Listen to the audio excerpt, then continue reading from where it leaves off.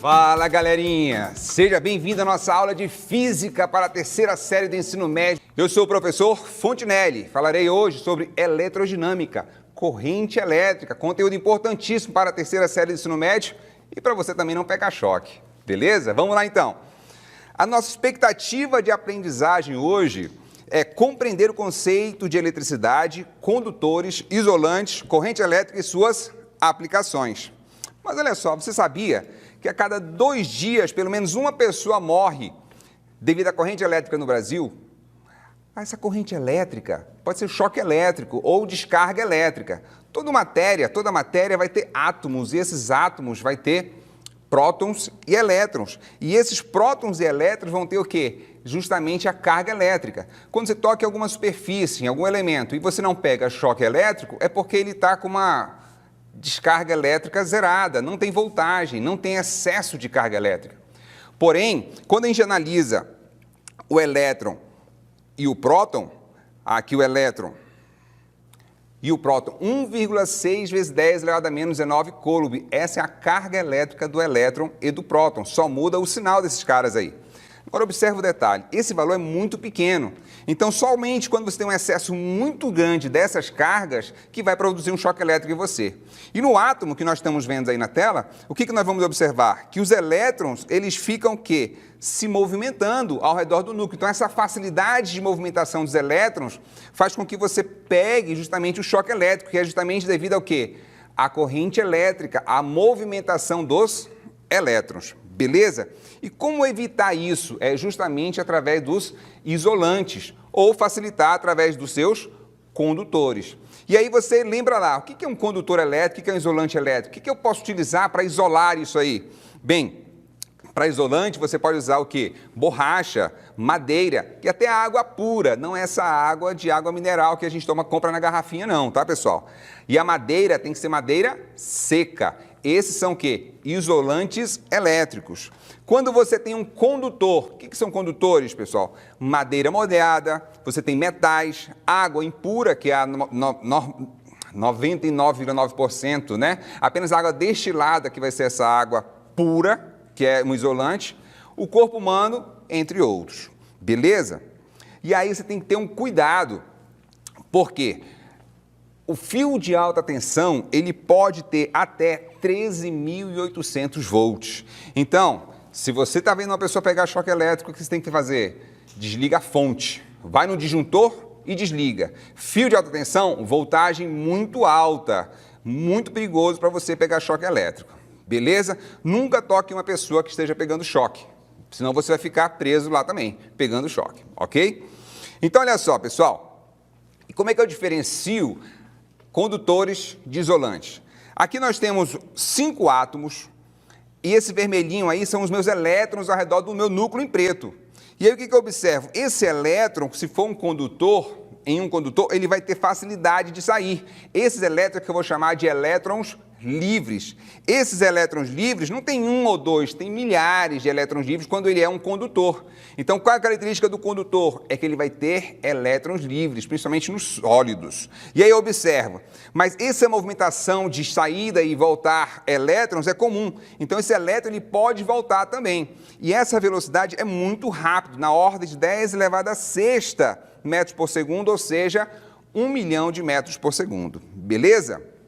Bem, esse movimento de elétrons, como é que acontece? Se eu pegar um fio elétrico aqui, olha, esse fio elétrico, ele não vai dar choque elétrico, porque ele tem uma movimentação de elétrons aqui dentro, mas ele está desordenada, justamente porque eu tenho uma chave elétrica aqui, e essa chave elétrica está aberta, beleza? Então, o que acontece? Se eu for observar isso no interior dele, olha lá como é que estão os elétrons, se movimentam de forma desordenada. E eu tenho um núcleo em azul e o elétron se movimentando por todos os lados em vermelho. Observa agora só, se eu fecho agora o meu circuito aqui, ó, vou pegar aqui o meu circuito e vou fechar. O que acontece? Quando eu fecho esse meu circuito, eu passo a ter movimento ordenado de elétrons. Então, olha só, esses elétrons passam a se movimentar, mas não é de forma mais aleatória, é de forma organizada. Então, eu caracterizo assim uma corrente elétrica. Observa, eu tenho a comparação agora do movimento desordenado e do movimento ordenado. No movimento ordenado eu tenho que ter uma voltagem através de pilhas, baterias ou tomadas, e aqui eu vou ter o quê? Uma pilha mais o quê? O sistema com circuito aberto, chave aberta ou interruptor aberto. Fechou? Deu para diferenciar isso aí? Beleza. Então, olha só. E o que vem a ser a diferença de potencial? Que a gente tem esses três nomes aqui, olha, DDP, tensão ou diferença de potencial. O que acontece? Você vai ter aqui, pessoal, observa, é como se você tivesse 2 tonéis de água, um cheio e outro quase vazio. O que acontece com a água? Se eu ligar aqui o meu registro, a água vai sair do mais cheio para o mais vazio. Então, assim acontece na pilha. Eu tenho uma concentração de carga negativa, excesso de elétrons em um polo, e esse elétron começa a se deslocar para o outro polo, no caso, positivo. E nessa passagem, ela faz com que a lâmpada seja acesa, seja ligada. Beleza? Então, a DDP vai ser justamente provocada, ou a tensão, pela concentração de cargas elétricas. Isso falando em que a gente chama de corrente contínua, ok? Então, olha só, e a corrente elétrica, então, o que é, afinal de contas? É o fluxo ordenado de carga elétrica quando existe uma diferença de potencial elétrica entre as extremidades. Então, é aquele fluxo que nós vimos anteriormente. E aqui está representado novamente para você entender melhor. Observa que nessa parte cinza é um corte que a gente faz no fio, onde os elétrons estão o quê? Passando através desse fio. Quando isso aqui acontece, o que eu tenho? Eu posso calcular a corrente elétrica. Então, eu tenho a intensidade da minha corrente elétrica, que é o meu I, que é esse o valor da corrente elétrica, a carga elétrica, que no caso é a carga do elétron, dividido pelo meu tempo. Então, essa é a fórmula de corrente elétrica que você vai ter para calcular. Beleza? Então, olha só, pessoal. Observa só. Eu vou pegar aqui e vou fechar a minha chave. Quando eu fecho a minha chave aqui, olha, o que acontece com a lâmpada? Ela acende, mas ela apagou, não apagou? Se ela apagou aqui, é porque ela queimou. Eu posso fazer duas coisas. Verifico o interruptor para ver se está com mau contato e o disjuntor para ver se está com mau contato. Então, eu vou pegar aqui, vou abrir a minha chave e vou fechar a minha chave. Não é a mau contato da chave. Então, a gente tem que trocar essa lâmpada. Se eu tenho que trocar essa lâmpada, eu vou ter que tirar ela daí, não vou? Então, vamos tirar ela daqui, vamos.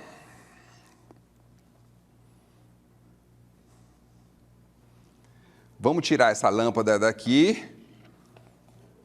para poder trocar. E quando você tirar essa lâmpada, tem que ter um cuidado. Essa parte metálica você não pode tocar, senão você vai pegar choque. Beleza? Então, sempre eu ando aqui com uma lâmpada reserva. E essa lâmpada reserva, eu vou colocar lá no lugar para ver se ela agora vai acender. Então, vamos lá.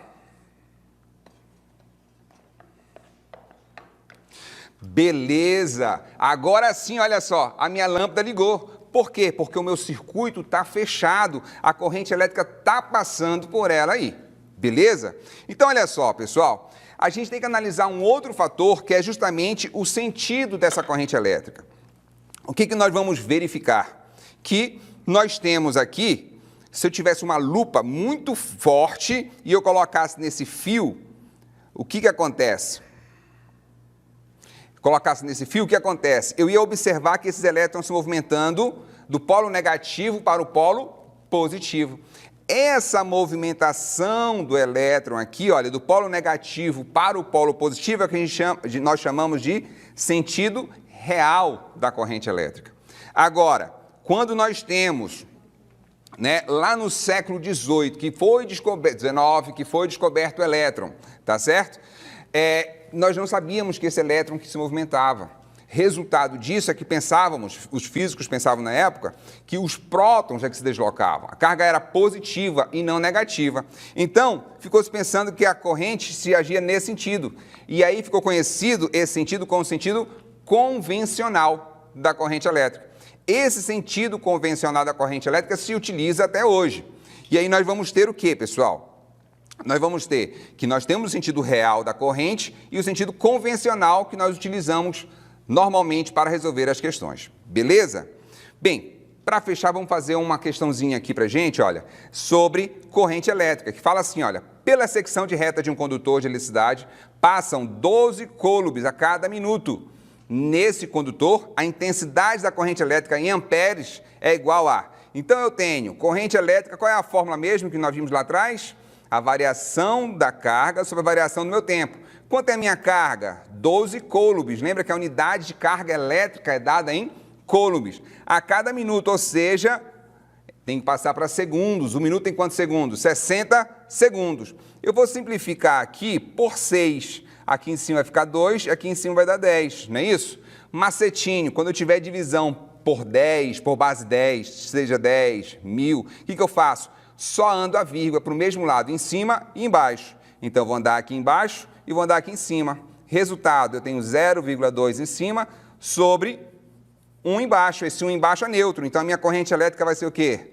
0,2 amperes. Isso é a letra B, de beijo selvagem. Beleza, pessoal? Então, esse aqui é o nosso Instagram e o nosso... Ó, acabou! E aí, o que acontece, galerinha? Segue a gente lá, que a gente tem muita dica no nosso canal para tu pensar sobre física e matemática. Beleza? Forte abraço, até a próxima!